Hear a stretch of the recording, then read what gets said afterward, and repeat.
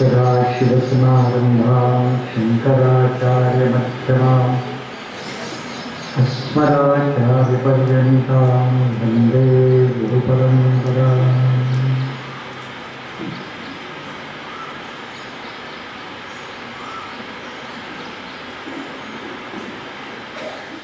आज आपल्या सर्वांच्या जीवनामध्ये अत्यंत मंगलमय असणारा एक पवित्र हा दिवस आहे, ज्यावेळी प्रत्यक्ष भगवान विष्णू नारायण भगवान व्यास रूपांच्या मधून आज या विश्वामध्ये अवतीर्ण झाले आणि त्यांच्यानंतरच एक अखंड अशी असणारी ही परंपरा, वेदांची परंपरा, ज्ञानाची परंपरा, भक्तीची परंपरा ही अखंडपणानं आजपर्यंत सुरू आहे. अशा या भगवान व्यासापासून आमच्या गुरूंच्या पर्यंत आलेल्या सर्व गुरु परंपरेला वंदन करू आणि त्यांच्याच आशीर्वादानं, त्यांच्याच कृपेनं आपलं येणारं जे भविष्याचं जे जीवन आहे त्यांच्या कृपेनंच आपण अनुसरण करत करत करत जीवन परिपूर्ण करू.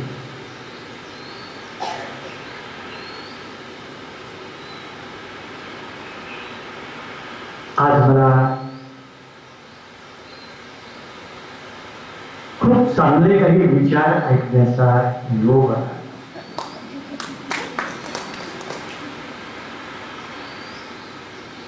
काही सगळ्यांनी एक एक गोष्ट अशी सांगत गेले की खरोखरच माझ्या मनाला ही थोडीशी चालना आणि चेतना मिळाली.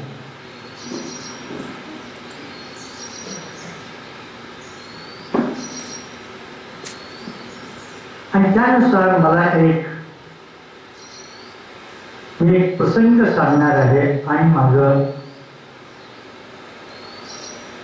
विषय पूर्ण करणार.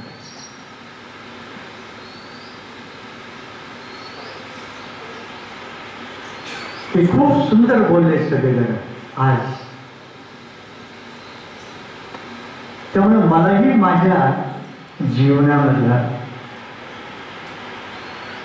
जवळजवळ 65 वर्षापूर्वीचा एक प्रसंग माझ्या समोर उभा राहिला.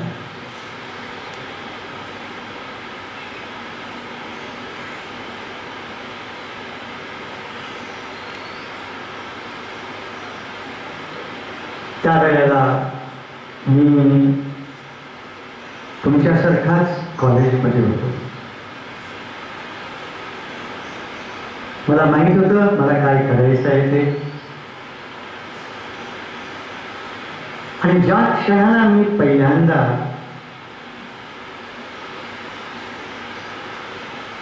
पूज्य स्वामीजींना पहिल्यांदा मी भेटलो,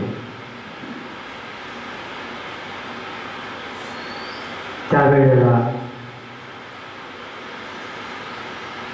त्यांच्याकडून ब्रह्मसूत्र भाष्य ऐकण्याचा एकदम मला प्रसंग आला.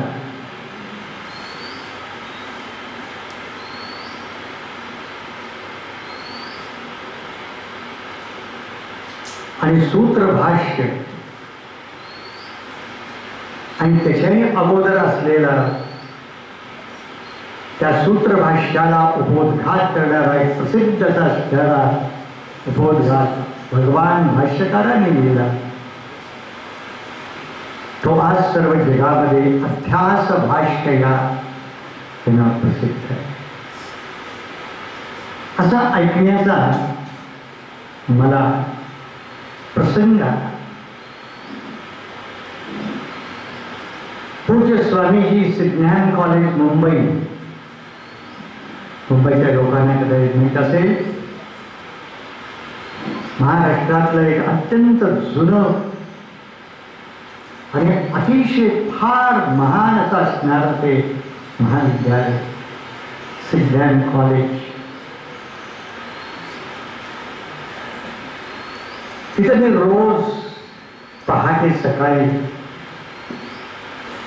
आश्रमामधून निघून सिद्धज्ञान कॉलेजपर्यंत पोहोचायचं. सकाळी 7 वाजता तो कार्यक्रम असायचा, तर जवळजवळ मी 5 वाजता निघायचो आश्रमामध्ये. भाग्यराज आणि नंतर अंधेरीला ट्रेन पकडून चर्चगेट पर्यंत जायचं आणि नंतर मग सिद्धज्ञान कॉलेजला जायचं, ग्रँड रोडला उतरून. एक दिवस एक प्रसंग घडला.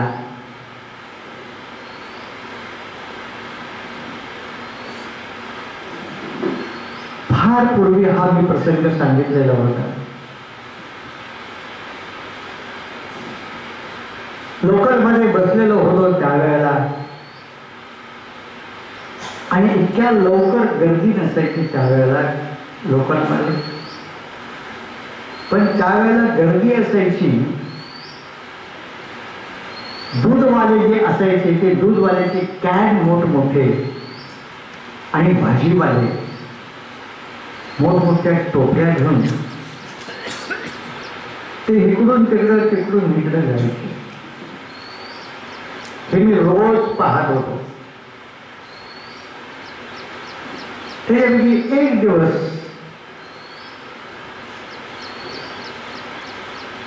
मी बसलेलो होतो, भाजीवाले म्हणा किंवा दूधवाले म्हणा चाललेलं होतं, आणि त्याच्यातच एक मधी कुठल्या तरी स्टेशनला, मला तर आठवत नाही, एक भाजीवाला आपली मोठी जंग ही टोपली घेऊन डोक्यात घेऊन तो आजच्या डब्यामध्ये आला आणि तो डोक्यावर टोपली डोक्यावर ठेवून तो उभा राहिला आणि गाडी चालली आणि तो हलतोय. टोपली अशी अशी होते, टोपलीचं ओझं आहे त्याच्या डोक्यावर. तर तिथलेच एका माणसाने सांगितलं, अरे खोया, ती टोपली आम्हाला लागते रे, जरा तू खाली ठेवणं ती ओझत होते. बघा नाही, कारण का की अगोदर एवढी मोठी लोकल ट्रेन, प्रत्येक डबा अशी किती डबे, किती टन ओझं आहे सांगा बरं. आणि इतके tons and tons and tons ओझा असणारी ही सगळी गाडी एक इंजिन ढकलते. तेव्हा मी माझं ओझं त्यांच्या गाडीला देणार नाही आहे, इंजिनला देणार आहे. मी माझं ओझं मीच घेतो आणि मीच जातो. कारण मला ओझं खाली ठेवून काय लोकलला देण्याची माझी इच्छा नाही. असा हा प्रसंग आहे. मला वाटतं तुम्हाला कळला असेल. हीच गुरुपौर्णिमा की जीवनामध्ये आम्ही खूप काही शिकतो. आजपर्यंत शिकतच आलेलो आहे. व्यावहारिक असेल, निघाल्या क्षेत्रांचं ज्ञान असेल, निघाल्या फॅकल्टीचं ज्ञान असेल, असं अनेक प्रकारचं ज्ञान आपण घेतोय, डोक्यामध्ये ठेवतोय, बुद्धीमध्ये स्थिर करण्याचा प्रयत्न करतोय आणि आम्ही सगळे जीवन जगायचा प्रयत्न करतोय. पण आपलं जीवन सुकर करण्याचा जरी कितीही प्रयत्न केला, सुलभ करण्याचा प्रयत्न केला, तरी आपल्या प्रत्येकाला माहित आहे की जितका सुकर कराल तितका तो सुकर न होता दुष्करच होतो. प्रत्येक ठिकाणी प्रत्येक प्रसंग सकाळी उठल्यापासून रात्री झोपेपर्यंत इतके अनेक प्रसंग येतात. काहीच फक्त अपेक्षित असतात, अनेक अनपेक्षित असतात. आणि जगता जगता जगता आपली खरोखर इतकी काही कुतरवड होतीये, आपलं डोक्यावरचं ओझं वाढायला लागलेलं आहे. दिवसानुदिवस इतकं ओझं वाढलेलं आहे. हे बहिरंगाचं नाहीये, तुम्हीच तुमच्या मनानं निर्माण केलेलं हे काल्पनिक सगळं हे ओझं आहे. त्याच्यामध्ये कदाचित तुमच्या भविष्याच्या अपेक्षा असतील, आकांक्षा असतील, इच्छा असेल की माझं पुढचं जीवन, उद्याचं जीवन कसं कसं कसं कसं असावं. अशा अनेक प्रकारच्या कल्पना त्या काल्पनिक विश्वामध्येच आम्ही आमचं भविष्य जगण्याचा, भविष्य घडवण्याचा प्रयत्न करतो. या कल्पनांचं ओझं आहे. इंग्लिशमध्ये मी म्हणतो expecting mind is a calculative mind आणि calculative mind is a projecting mind. And that expecting, calculating, projecting mind is all the time restless, anxious mind. हे भविष्याचं ओझं आहे सारखं.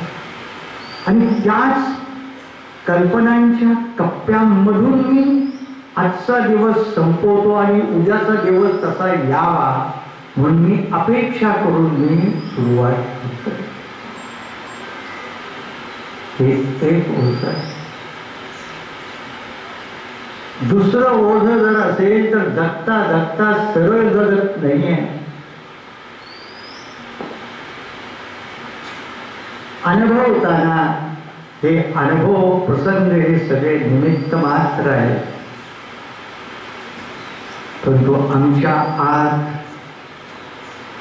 जे काही आजपर्यंतचे जे संस्कार जे आहेत, रागद्वेष आहे, काम क्रोधादी विकार आहे, द्वेष आहे, मत्सर आहे, हे दावे आहे, हेही सगळे सारखे उपाय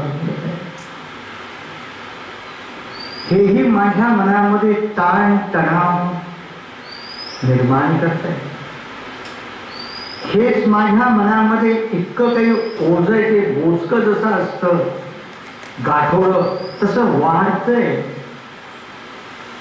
शरीर फक्त पुढं जात आहे, काळ फक्त पुढून मागं जातोय, क्षणाला मी दिवसाला मी एकेका दिवसाला मी हळूहळू आयुष्याच्या संध्याकाळपर्यंत आलेला आहे. आणि केव्हा सूर्यास्त होईल हेही मला माहीत नाही आहे. अशा या सगळ्या ओझ्याच्या मध्ये इतकं ओझ्याच्या खाली बर्डन जे आहे त्याच्या खाली आपण सगळे आणि त्याच्यातच आपण आणखीन हे ओझं कमी करण्यासाठी साधना करतो. आणि साधना व्हावी म्हणून आणखीन एक बोचकं निर्माण करतो. माझ्या हातून साधना होतच नाही माझ्या हातून साधना होतच नाही काहीच करता येत नाही. पुन्हा आणि ओझं वाढते. काहीतरी मिळेल म्हणून या ह्याच्यात आलो आणि अजूनपर्यंत इतकी वर्ष झाली तो आम्हाला हुलकावण्याच देतोय. आम्हाला सारखं सांगतोय भगवान अरे मी तुझ्या जवळच आहे, शांती तुझ्या जवळच आहे, तूच मी आहे, मी तू आहे. हे फक्त शब्द राहतात पण शांती हा शब्द आहे पण प्रत्यक्षामध्ये मात्र काय. तिथंही परत शंका येते, तिथेही परत मनाचं बेचक होते की खरोखरच मला या आयुष्यात काही मिळणार आहे का. असंच हे जीवन या अध्यात्माच्या नावावर आम्ही असं जगत आयुष्याचा शेवट करायचा आहे.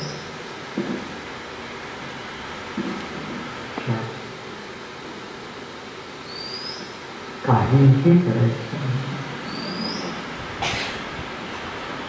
तो टोपलीवाल्याचं ओझं जर कमी करायचं असेल आणि रिलॅक्स जर व्हायचं असेल तर काही करायचं नाही. फक्त आपल्या डोक्यावरचं ओझं खाली ठेवायचं आहे.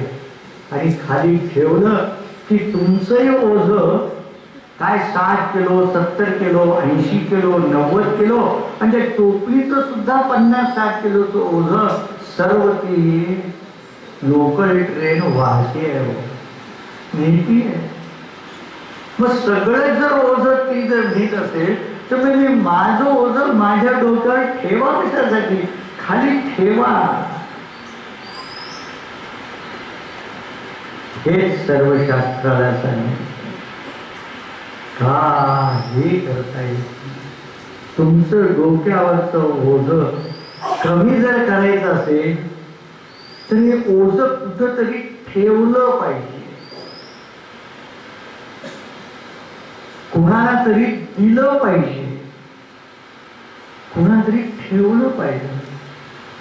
आणि हे सगळं ओझं ठेवण्याचं स्थान कोणतंही नाही या जगामध्ये. तुम्ही जर तुमचं ओझं जर दुसऱ्याला द्यायला लागला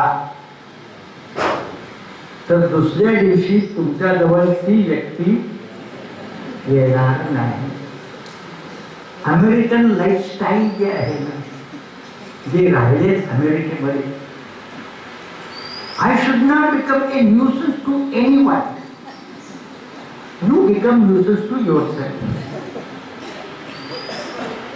तरी तिकडं बोलायचं नाही, तिकडं बोलायचं नाही, तिकडं बोलायचं नाही, ह्याला काही बोलायचं नाही, काही बोलायचं बोलायचं. सफर अमेरिकन लाईफस्टाईल त्याला सगळेच सफर होत आहे. कारण ओझं जे आहे डोक्यावरचं ओझं हात ते ठेवायला जागा नाही आहे. ते कुठंतरी स्थान शोधताय पण स्थान नाही आहे. लक्षात घ्या. आमच्या परंपरेमध्ये अरे काय स्थान आहे, काही चिंता करा. पण भगवंताचं काय वाक्य आहे, सगळ्यात शेवटचा श्लोक गीतेतला भगवंता सर्वधर्मान परित्यज्य शरणं व्रज. पुढं तिथे पुढं मा शुचः. अरे भगवंताचा हा हात एवढं रक्षण करणारा हात आहे, अभयदान देणारा आहे. तुमचं रक्षण करून तुम्हाला नेणारा जर, दिशा देणारा जर हा जर असेल तर भगवान व्हाय यू वरी, तू काय चिंताग्रस्त झालाय, काय tension? There is no tension it all, that is self is tension. काही टेन्शन नाही आहे, सगळं टेन्शन माझ्यावर सोपव आणि तू चालत राहा. काय भगवंताची वाट. म्हणून आपल्या परंपरेमध्ये पहिलं स्थान जर कोण जर असेल की माझं सगळं ओझं जीवनाचं, माझं मनामध्ये केलेलं जे बिल्टअप जे आहे, सर्व जे मानसिक ओझं जे आहे, मीच ओझा आहे ते द्यायचं स्थान फक्त आहे परमेश्वर आहे. परमेश्वर असं एक स्थान आहे की बस जावं आणि सगळं द्यावं. काय द्यावं? त्याला काहीही नको आहे, त्याला तुम्ही पाहिजे. तुम्ही, तुमच्यातला तू, तुमच्यातला मी पाहिजे. त्या मी आणि माझं आणि निर्माण केलेलं जे स्पिनिंग जे आहे, कॅल्क्युलेशन, प्रोजेक्शन, एक्सपेक्टेशन, रिॲक्शन, हे सर्व जे ओझं जे आहे ते भगवंताला, चरणाला अर्पण करा बस. आणि भगवंताला अर्पण करून तुम्ही जगत राहा.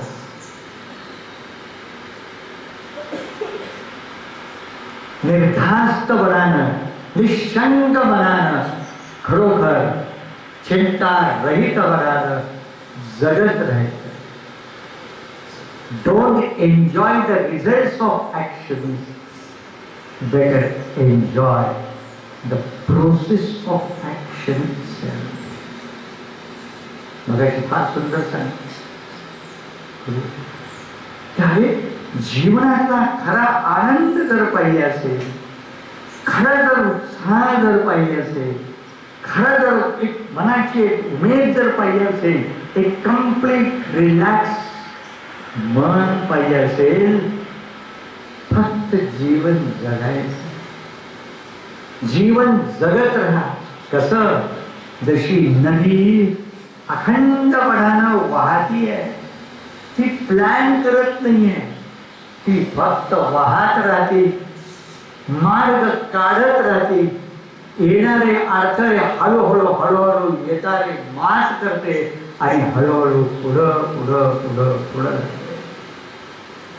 ती जशी नदी जाते, वाट काढते, अडथळे येणार, प्रसंग येणार, यायलाच पाहिजे. पण प्रत्येक प्रसंगामध्ये तुम्हाला मार्ग आपोआप मिळेल. नदीसारखं जगा, त्याच्यावर विश्वास ठेवा, त्याच्यावर श्रद्धा ठेवा, त्याच्यासाठी जगा बस. आणि सगळं करा. किती तुमचं मन रिलॅक्स होईल, किती तुमचं मन प्रसन्न होईल, किती तुमचं मन हे सगळं झाल्यानंतर काय होतं बस, किती मन रिलॅक्स. अरे तुकाराम महाराज सुद्धा म्हणतात, मन करारे प्रसन्न सर्व सिद्धींचे. कितीतरी करतो आपण, पण कोणतंही काम काहीही करत असताना महत्व हे मन प्रसन्न करणं, म्हणजेच हे सगळं काय ते आहे ते कळून पडलं पाहिजे. हे सगळं भगवंताला चरणावर अर्पण करायचं आहे बस. आणि तोच भगवान जर अर्पण केला तर तो म्हणतो मोक्ष इष्यामि मा शुचः. तू का काळजी करतो? मी तुला अत्यंत दुःख निवृत्ती, निरतिशय आनंदस्य प्राप्ती. मी तुला संपूर्ण तुझ्या जीवनातली दुःख, चिंता, नैराश्य, वैफल्य, सर्व अस्वस्थता नाहीशी करेल आणि तुला परमानंद आत आत्मशांती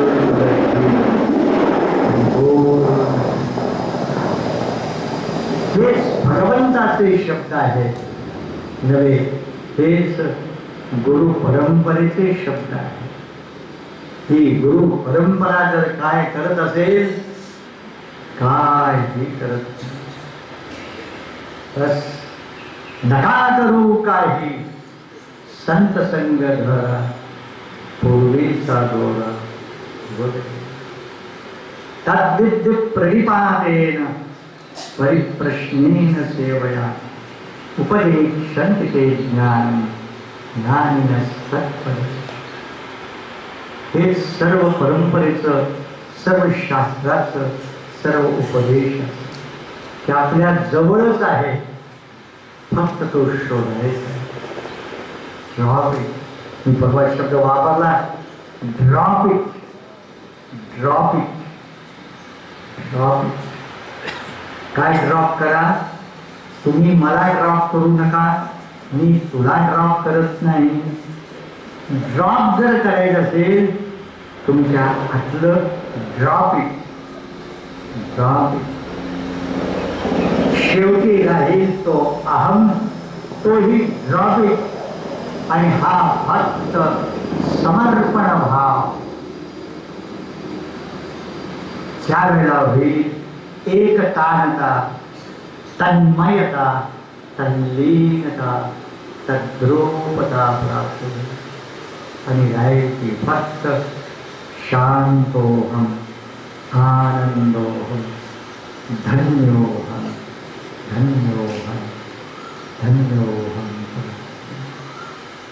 त्याच्यासाठीच आम्हाला ही सर्व गुरु परंपरा, सर्व शास्त्रानं, त्या भगवंतानं आम्हाला शक्ती द्यावी, सामर्थ्य द्यावं, आम्हाला धाडस द्यावं की आमच्यातली सगळी त्या ठिकाणी जळमटं आम्ही भगवंताच्या चरणी नवे, स्वतःलाच आम्ही भगवंताच्या चरणी घ्यावं.